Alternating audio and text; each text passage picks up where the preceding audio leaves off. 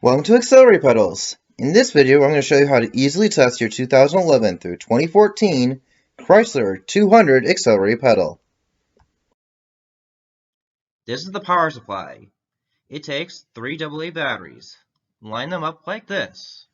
Use some copper wires at the edges and attach the positive and negative wires at the ends. Verify that you will have about 4.5 volts coming out. That is close enough for testing to the 5-volt system in your car.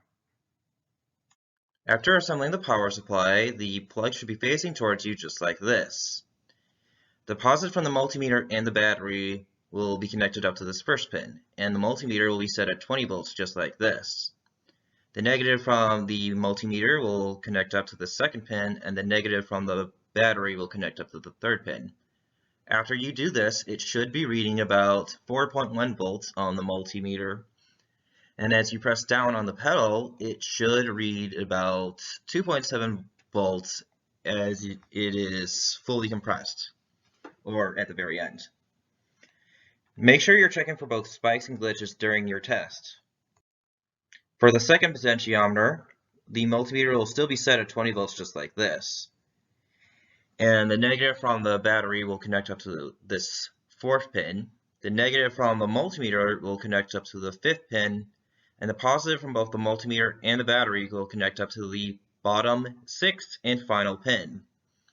After you do that, it should be reading about 3.8 volts on the multimeter in its idle position. As you fully press it in, it should stop at around 1.0 volts. Remember to be checking for spikes and glitches during these tests.